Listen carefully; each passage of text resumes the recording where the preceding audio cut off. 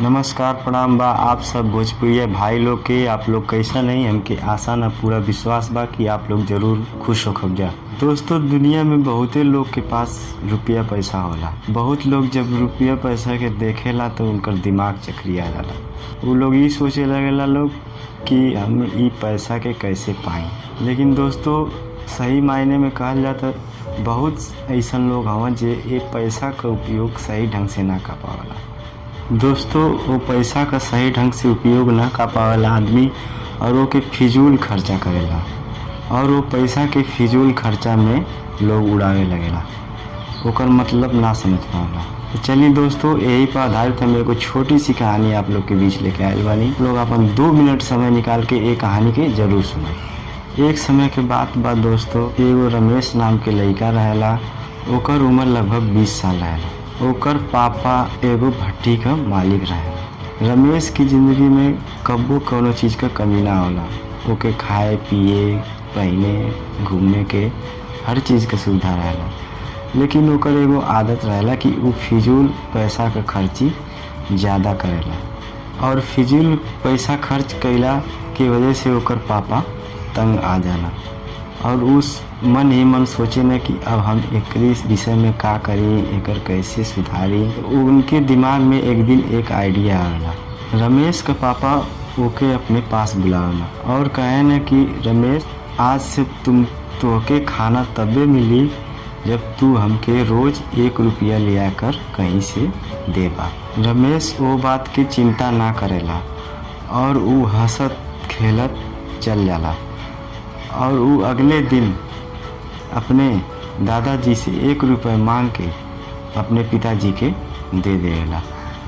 ओकर पिताजी वो 1 रुपये के सिक्का के भट्टी में फेंक देवेला। लेकिन रमेश के वो दिन खाना मिल जाला। दूसरे दिन रमेश अपने दोस्त से पैसा मांगेला। ओकर दोस्त ओके वो दिन भी पैसा दे देला और वो अपने पापा के 1 रुपये ला के दे देला और खाना इत्मीनान से खा जाला। लेकिन ओकर पापा फिर ओकरी सामने वो पैसा के भट्टी में फेंक देवेला।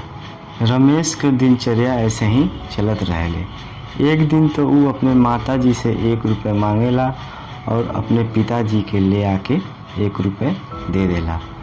वो पैसा के भी ओकर पिताजी भट्टी में अपने फेंक देवेला और फिर भोजन ओके देवेला खाए के। लेकिन एक दिन ऐसा आवेला कि ओकर दोस्त, माता पिता, भाई बहन, दादा दादी कोई भी ओके पैसा ना देला। रमेश परेशान हो जाला कि अब 1 रुपया हम कहाँ से लाई, हमके खाना कहाँ से मिली। तो ऊ रास्ते में जात रहेला। एगो अधेड़ आदमी रिक्शा घींचत रहेला। ऊ देखेला ओके कि ऊ बहुत मेहनत करता, लेकिन रमेश के 1 रुपया के ज़रूरत रहेला। रमेश वो अधेड़ आदमी से कहेला कि चाचा, का हम आपके रिक्शा घींच सकत ही? ये रिक्शा घिंचला के बदले में आप हमके बस 1 रुपया दे। वो अधेड़ आदमी बहुत थक चुकल रहेला रिक्शा घिंचत घिंचत। वो सोचेला कि चला ठीक है, हमार काम निकल जाई, हम 1 रुपया दे दे। वो तुरंत तैयार हो जाला और रमेश के रिक्शा घींचे के दे देवेला। लेकिन कहाँ, रमेश भी पहली बार रिक्शा घिंचेला बहुत मुश्किल से और रिक्शा कैसो करके वो रिक्शा घींच लेला और 1 रुपया वो अधेड़ आदमी से कमा लेला। जब रमेश 1 रुपया कमा लेला तो वो दौड़त अपने पापा के पास जाला और वो 1 रुपये का सिक्का अपने पापा के हाथ में देला। लेकिन ओकर पापा का रोज़ का आदत रहे कि वो सिक्का के भट्टी में फेंके का और ओकर पापा यानी रमेश का पापा वो सिक्का के भट्टी में फेंके खातिर जैसे ही हाथ उठौना वैसे ही रमेश कहेला कि पिताजी रुक जाई, आप ये सिक्का के ना फेंक सकती, काहे कि ये हमरे मेहनत के कमाई है, आप ये के ना फेंक सकती। रमेश अपने पिता के सारे रिक्शा के कहानी सुनौलस। ओकर पिताजी ओके गले से लगा लेना। रमेश के पिताजी रमेश से बोलेला कि बेटा, हम तो ओके यह बात समझावे चाहत हनी कि जब हम तोहार मेहनत के 1 रुपया के भट्ठी में फेंके जाती तो तोके इतना दुख है, लेकिन हमके तो हर रोज दुख होला। हम तो हर रोज पैसा कमानी, लेकिन तू एके फिजूल में उड़ा देला। और वाकई में दोस्तों रमेश अपने पिताजी की बात समझ जाला।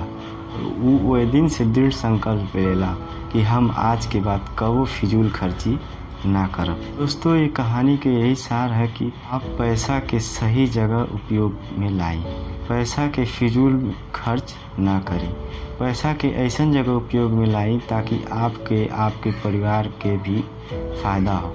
दोस्तों कहानी अच्छी लगल हो तो कहानी के लाइक शेयर कमेंट कर हमारे चैनल के सब्सक्राइब कर बेल आइकन की घंटी के जरूर दबाएं। यही के साथ नमस्कार प्रणाम, जय हिंद, वंदे मातरम।